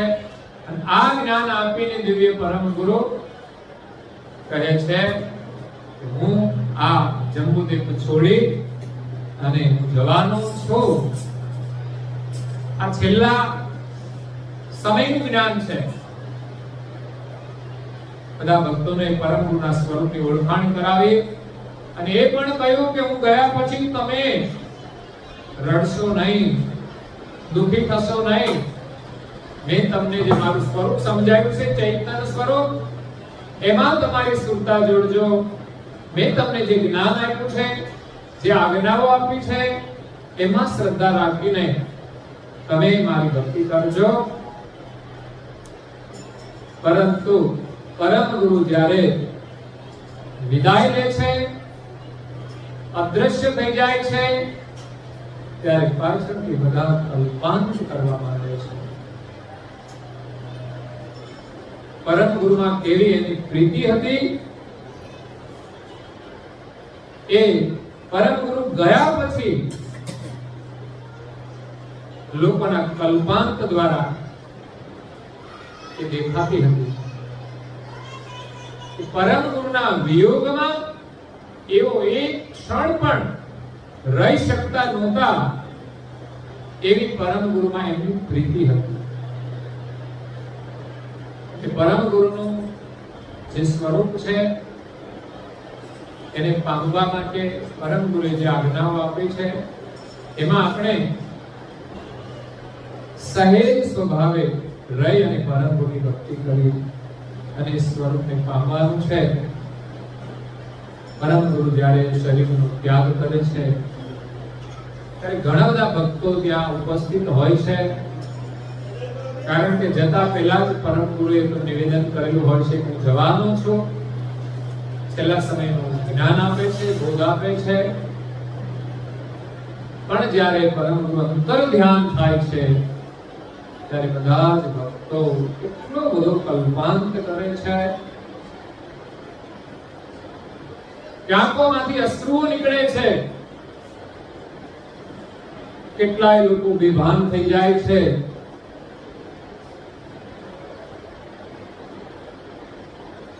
કેટલાય પ્રાર્થનાઓ કરે છે. તે પરમ ગુરુમાં એમની એવી પ્રીતિ હતી. ત્યારે પરમ ગુરુ પુનઃ ત્યાં થોડા દિવસો પછી, થોડા દિવસ તો જાય છે, પણ લોકોની બેહાલ સ્થિતિ જોઈ પરમ ગુરુ ત્યાં પુનઃ પ્રગટ થાય છે. પહેલા અદ્રશ્ય થઈ અને કાશી ગયા હતા, ત્યાં જઈને પ્રગટ થયા. ત્યાં જ્ઞાની વિદ્વાનો પંડિતોને ઉપદેશ આપ્યો. એ સમયે તો જે પંડિતો હશે એની પણ સમજ મળી હશે કે કરુણાસાગર મહારાજનું જ્ઞાન કેટલું શ્રેષ્ઠ છે. પણ ત્યાં કોઈ એમણે બીજી કોઈ નિશાની નથી મૂકી, કોઈ ગ્રંથ નથી કોઈને આપ્યો. કારણ ગુજરાતની અંદર એની સ્થાપના હતી, એટલે પછી એમણે કોઈ જગ્યાએ બીજું કોઈ પ્રતીક આપ્યું નથી. અને ગુજરાતની પરિસ્થિતિ એમણે જોઈ, ભક્તોની પરિસ્થિતિ જોઈ પરમ ગુરુ પુનઃ પ્રગટ થયા છે. તો ભક્તોનો જ્યારે પ્રેમ હોય છે, ત્યારે ચોક્કસ પરમ ગુરુ પરિસ્થિતિ અનુસાર પ્રગટ થાય છે. ત્યારે પરિસ્થિતિ સામૂહિક હતી, પરમ ગુરુ વિદાય થયા હતા, એટલે પુનઃ દેહ લઈને પ્રગટ થયા અને ફરી પાછો જ્ઞાનનો ઉપદેશ આપીને બધાને શાંત કર્યા છે. હવે હું જવાનું છું, ફરી આવવાનું નથી, પણ હું અહીંયા જ છું. એટલે હવે મારે આ શરીરે અહીંયા રહેવાની કોઈ જરૂર નથી. મારે જેટલું રહેવાનું હતું એટલું રહી ગયો. અને ઘણા ભક્તો એટલા બધા આકુળ વ્યાકુળ થયા. ત્યારે પરમ ગુરુએ સંતોને કહ્યું કે તમે આ ગ્રંથો ભક્તોને સંભળાવી અને બધાને ચેતાવો. પરમ ગુરુ હતા ત્યારે સ્વયં ઉપદેશ આપ્યો છે, પણ પાછળથી સંતોને જવાબદારી આપીને ગયા છે કે આ મારા જે ગ્રંથો છે એને અભ્યાસ કરી અને તમે સંભળાવજો.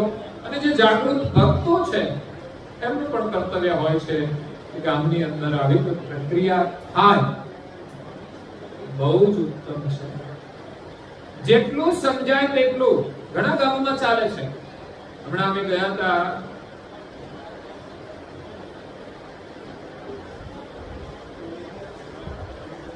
એમણે શ્રાવણ મહિના આપણે કહ્યું અમે દોલપુરા જ ગયા હતા, બેન તો નહોતા પણ હા અને હિતેશભાઈના ઘરે. તો કે અમારા ગામમાં આ શ્રાવણ મહિનામાં ગ્રંથ વાંચન 1 કલાક પ્રવૃત્તિ ચાલે છે. બહુ સરસ કામ કર્યું.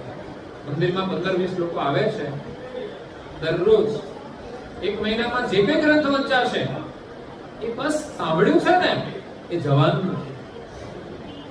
સમજણ તો આવશે સમય જતા, પણ આજે એક સાંભળવાની ક્રિયા કરી છે ને બહુ જ મહત્વપૂર્ણ છે. એક બીજ વાવવા જેવી છે. પછી સમયાંતરે આપણી શ્રદ્ધા જોડાય, આપણામાં એક જાગૃતિ આવે ત્યારે એકલા પણ ગ્રંથ વાંચીએ અને એની સમજણ આવશે અને પરમ ગુરુમાં આપણી આસ્થા જોડાશે ત્યારે આપણું કાર્ય સિદ્ધ થઈ જશે. એટલે ઘણા ગામોની અંદર લોકોએ પ્રવૃત્તિ કરી છે અને ઘણા ગામોની અંદર કાયમ ચાલે છે. એટલે પરમપુરા ગયા ત્યાં પ્રભાત થઈ તો તમે રોજ જે પ્રભાત થઈ કાઢી 4:45 નાઈ ધોઈને આપી દેવાનું. એ પણ એક ઉત્તમ પ્રવૃત્તિ છે. અર્જણ ગામે 365 દિવસ ગ્રંથ વાંચન બહેનો કરે છે. ભાઈઓ પુત્રા માટે રોટલી બનાવીને વેચે છે, એ સેવા કરે છે. મતલબ રોજે મંદિરે જવાનું જ 1 કલાક ફરજિયાત. સિવાય દર્શન કરવા તો જાય ને પાછા કામે જતા રહે. તો જ્યાં જ્યાં સારી પ્રવૃત્તિ થાય છે એમાંથી પ્રેરણા લઈને આપણે કામ કરવાનું છે કે આપણે 5 સભ્યો હોય કે 5 ઘર હોય સાથે મળીને શું કરી શકીએ. મેં કહ્યું અઠવાડિયામાં એકવાર પરિવાર સાથે ઉપાસના કરવાનું આયોજન કરો. રવિવાર છે, બાળકોની રજા છે, અભ્યાસનું ટેન્શન ઓછું છે, આપણે સમય કાઢીએ બાળકો માટે. અગર તો આપણે રજા હોય કેટલું સુંદર કાર્ય થાય. સમૂહ કાર્ય થશે ને એક આદર્શ પરિવારનું નિર્માણ થશે. અને સમૂહ સમાજની અંદર જ્યારે કાર્ય કરીએ ત્યારે એક આદર્શ સમાજનું નિર્માણ થાય છે. મંદિરના માધ્યમથી એક આદર્શ ગામનું નિર્માણ થાય છે. તો એના ઉપર આપણે બધાએ ભાર આપવાનો છે. પરમ ગુરુ જ્ઞાન તો અદ્ભુત છે. મારાથી બહુ સ્પીડ નથી લેવાતી. નહીં તો આગળ ઘણી બધી વાતો પરમ ગુરુએ સરસ કરેલી છે. એમાં પણ ઘણી બધી ભાદરવી પૂનમ આવશે, આપણે કરતા રહીશું. તમે આવતા રહેજો અને તમારે ઘરે પણ તમે અધ્યયન કરતા રહેજો. ભલે આપણે ઊંડાણપૂર્વક બહુ અધ્યયન ન કરીએ, પણ જેટલું સમજાય તેટલું આપણે અધ્યયન કરી મહત્વનું છે. બહુ ઊંડાણનું અધ્યયન તો જે આ ગ્રંથોએ છાપ્યા છે ને એ લોકોએ કર્યું છે, બહુ ચિંતન કર્યું છે. આપણે તો સરળતાથી આ કામ કરવાનું છે. પરમ ગુરુએ આપણને સરળ બનાવી દીધું છે કે ચોપાઈના અર્થ સાથે, એના શબ્દોના અર્થ સાથે બધું મૂક્યું છે. તો એમાંથી આપણે જેટલું કરી શકીએ અને કરવાનું હોય એટલું મળી જાય તો બહુ થઈ ગયું. આપણું જેટલાથી થઈ શકે આપણાથી એટલું જ આપણે તો કરવાનું છે. તો મંદિર માટે મેં ખાસ નિવેદન કર્યું છે. અંતમાં પરમ ગુરુ કેવલધામવાસ થયા છે. આજથી 147-48 વર્ષ પહેલાનો એક અદ્ભુત ઇતિહાસ, એની સ્મૃતિનો આ દિવસ છે. આ કોઈ સતયુગ ત્રેતા દ્વાપરની વાત નથી. કળિયુગના 5000 વર્ષ થઈ ગયા છે. આ તો માત્ર 148 વર્ષ પહેલાનો આ ઇતિહાસ, એની દિવ્ય અનુભવ છે. પરમ ગુરુ જ્યારે વિદાય થાય અને ભક્તો કલ્પાંત કરે છે. કલ્પાંત તો સમાજમાં જોઈએ છે. કોઈની દીકરી વિદાય થાય ત્યારે રડે છે, કોઈનું કર્મમાં મૃત્યુ થાય તો લોકો રડે છે, કોઈ કઈ નુકસાન થઈ જાય તો રડે છે. પરંતુ જ્યારે આ વિશ્વમાંથી, આ દ્વીપમાંથી, આ રાજ્યમાંથી પરમ ગુરુ વિદાય થાય અને એના સાનિધ્યમાં રહેલા જે ભક્તો છે, પ્રેમી નેમી, અને એ જે એના વિયોગમાં દુઃખી થાય છે, એ તો આપણે વર્ણન ન કરી શકીએ. આપણી અંદર કોઈ સંવેદના નથી એવી. પરમ ગુરુ માટે આપણી આંખોમાંથી અશ્રુ નીકળે એવો કોઈ પ્રસંગ આપણા જીવન માટે આવે એ આપણું અહોભાગ્ય. હું ઘણીવાર ઘણા ગામોમાં પધરામણીમાં જતા, સાંસાપુરથી જતા, અત્યારે જઈએ છીએ, પણ સમૂહ આયોજનો થતા ત્યારે ત્યાં રહેવાનું આયોજન થાય થોડા દિવસ સુધી અને સુંદર માહોલ બને અને પછી જ્યારે વિદાય થાય ત્યારે ઘણા બધા ભક્તોના હૃદય એવા ભાવનાવાળા હોય છે કે એમની આંખોમાંથી આંસુ આવે છે. એક ઉત્તમ પ્રેમનું દર્શન છે. પ્રેમ હૃદયમાંથી આંખો દ્વારા પ્રગટ થાય. હૃદયમાં હોય એ આપણે વ્યક્ત ન કરી શકીએ ત્યારે આંખોમાંથી આંસુ આવે છે. બાકી ક્રિયાના માધ્યમથી, સેવાના માધ્યમથી અને સ્મરણના માધ્યમથી આપણે પ્રગટ કરવાનો છે.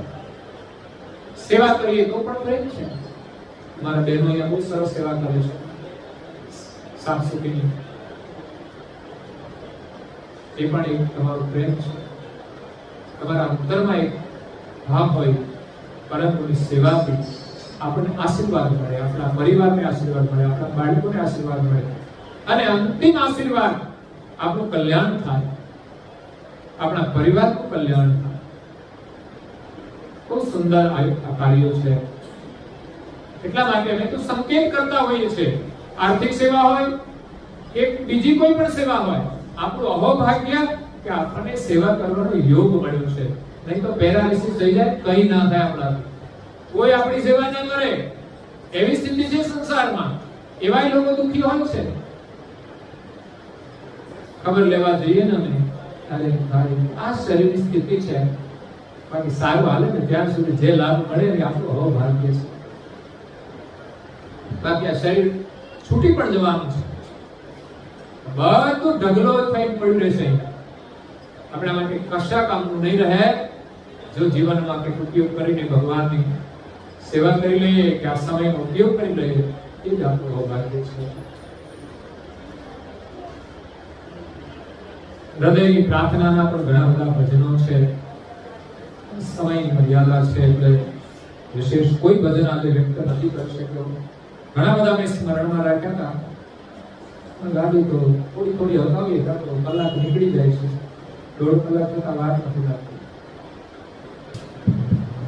आद्य सुरेश्वराज गणेश कैवटता की जय, श्री कृष्ण स्वामी महाराज की जय, श्री बालवीर महाराज की जय, श्री परम गुरु श्री मध्यमाचार्य महाराज की जय, द्वितीय पुराचार्य श्री नारदास जी महाराज की जय, तृतीय पुराचार्य श्री बड़ेदास जी महाराज की जय, चतुर्थ पुराचार्य श्री भगवानदास जी महाराज की जय, पंचम पुराचार्य श्री प्रयागदास जी महाराज की जय, षष्ठम वीराचार्य श्री सिकरदास जी महाराज की जय, सप्तम वीराचार्य श्री अविचलदास जी महाराज की जय, अष्टम वीराचार्य श्री धर्मप्रियदास जी महाराज की जय, श्री सदसंतन की जय, श्री सददेवन की जय, श्री ज्ञान संप्रदाय की जय, श्री दुर्गा सारसापुरी की जय, श्री कैवल धाम की जय, तथा सस्तम गुणावती समय का कैवल साधे.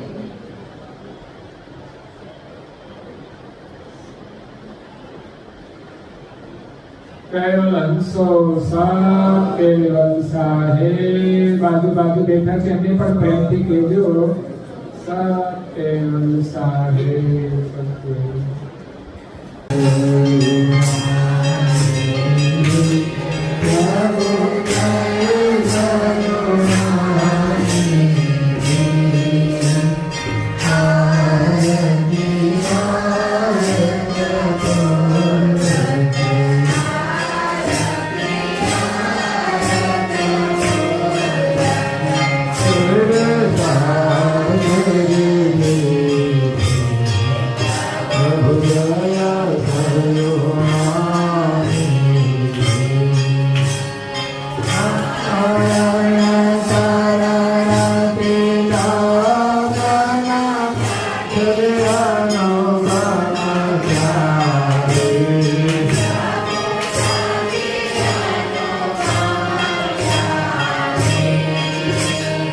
Hare